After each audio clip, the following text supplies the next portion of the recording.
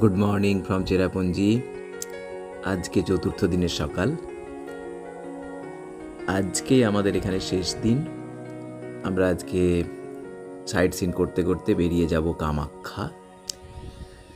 আমাদের হোটেলটা থাংখারাং পার্কের একদম কাছেই। এখান থেকে পার্কটা 5 মিনিটের হাঁটা পথ,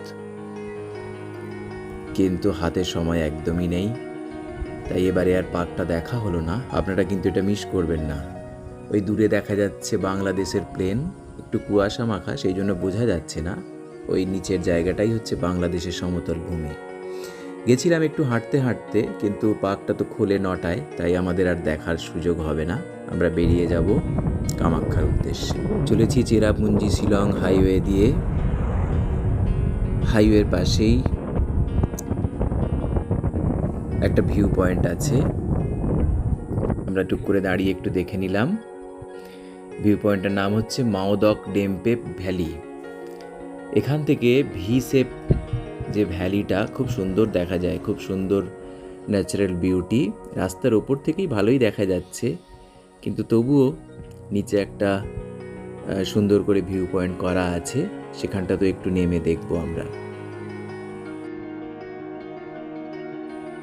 এই ভিউ পয়েন্টের আরও একটা নাম আছে, দুয়ান সিং সিএম ভিউ পয়েন্ট। তো নেমে চলেছি ভিউ পয়েন্টের দিকে। সুন্দর বাঁধানো পথ, সামনেই খাসি পোশাক পরে ছবি তোলার একটা ছোট্ট দোকান আছে। বাঁধানো পথ ধরে চলেছি আমরা ভিউ পয়েন্টের দিকে। নানান নাম না জানা পাখির ডাক, তার মধ্যে দিয়েই আমরা চলেছি ভিউ পয়েন্টে।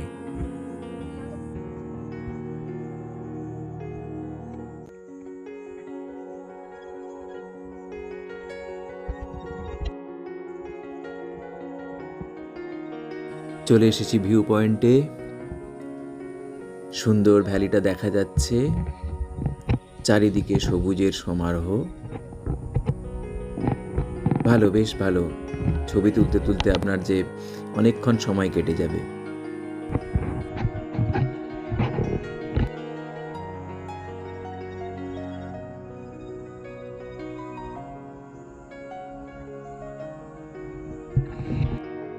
চলে এসেছি এলিফ্যান্ট ফলসের পার্কিংয়ে। ছোট্ট একটা পার্ক করা আছে বাচ্চাদের জন্য। এলিফ্যান্ট ফলসটা আগে এরকম নাম ছিল না, তার হিস্ট্রি দেখবেন সামনেই লেখা আছে। অ্যাকচুয়ালি এটার প্রাচীন লোকেরা এটাকে 3 স্টেপস ফলস বলতো, কারণ এই ঝর্ণাটা 3টে ধাপের মাধ্যমে নিচের দিকে নেমে গেছে। ইংরেজরা পরবর্তীকালে একটা হাতির মতো দেখতে পাথরের নাম অনুসারে এটাকে এলিফ্যান্ট ফলস নামকরণ করেছিল। ওই দূরে দেখা যাচ্ছে প্রথম স্টেপটা।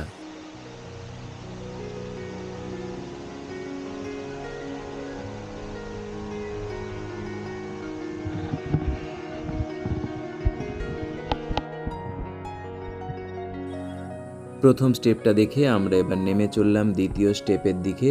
সুন্দর বাঁধানো সিঁড়ি, সেই সিঁড়ি দিয়ে নেমে যাওয়া যায়। নামতে সেরকম কোনো কষ্ট হবে না, কিন্তু ন্যাচারাল বিউটি অসাধারণ। এই হচ্ছে এই ফলসটার সেকেন্ড স্টেপ। এই ওয়াটারফলসের ওপর দিয়ে একটা সুন্দর পুল করা আছে, সেতু বানানো আছে, সরু সেতু।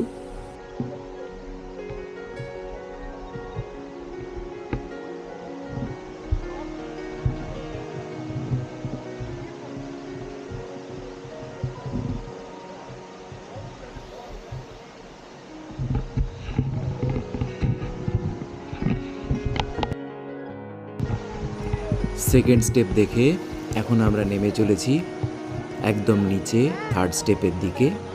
একদম ঝর্ণার গা দিয়ে বাঁধানো পথ, সৌন্দর্য উপভোগ করতে করতে নিচের দিকে নেমে চলেছি।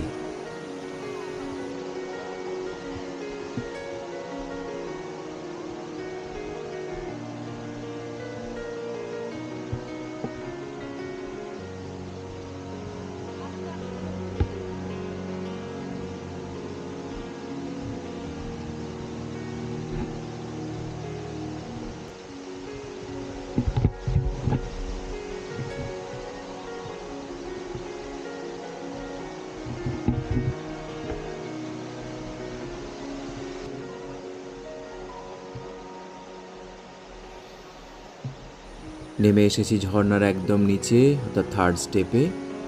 থার্ড স্টেপটাই দেখতে খুব সুন্দর, দারুণ সুন্দর। একদম ঝর্ণার খুব কাছ পর্যন্ত চলে যাওয়া যায়, ঝর্ণার জলে পা ডুবিয়ে বসে থাকা যায়, দাঁড়িয়ে থাকা যায়, দারুণ অনুভূতি।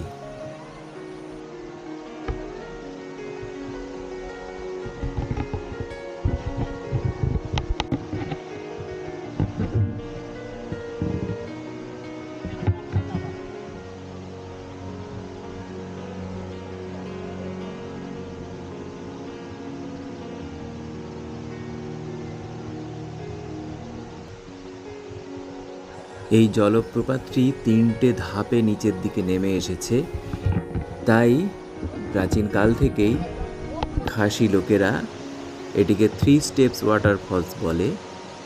কিন্তু পরবর্তীকালে ইংরেজরা আমাদের দেশে আসার পর হাতির আকৃতির একটা পাথর ওই ওয়াটারফলসের কাছে কোথাও দেখেছিল, তার থেকে এর নামকরণ করেছিল এলিফ্যান্ট ফলস। কিন্তু এখন আর সেই পাথরটা দেখা যায় না, একটি ভূমিকম্পে সেই পাথরটা ধসে নিচে পড়ে গেছে। যাই হোক, অনেকক্ষণ ধরে ঝর্ণার সৌন্দর্য উপভোগ করে এখন আমরা ফিরে চলেছি।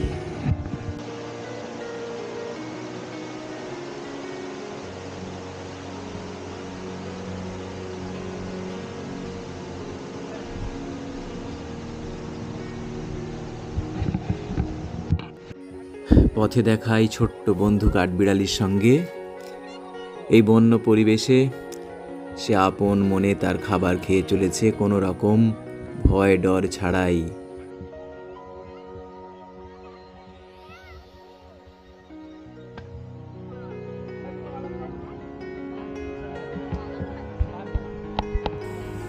চলে এসেছি শিলং পিক। এই শিলং পিকের সঙ্গে অনেক লোকগাথা উপকথা জড়িয়ে আছে। যাই হোক, বর্তমানে এটা একটা মিলিটারি এরিয়া, তো এখানে বাইরের গাড়িকে ঢুকতে দেয় না। আমাদের গাড়িকে বাইরে পার্ক করে ওখানকার স্থানীয় গাড়ি ভাড়া করে তারপর এখানে আসতে হয়েছে।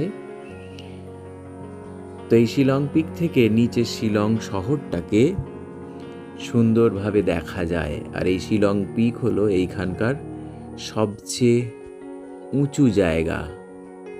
এখানে 2টো ওয়াচ টাওয়ার আছে। আমরা ডান দিকের ওয়াচ টাওয়ারটার দিকে এগিয়ে গেলাম, সেখান থেকে দেখে নিচের যে শিলং শহর সেই শহরটার দৃশ্য উপভোগ করার জন্য।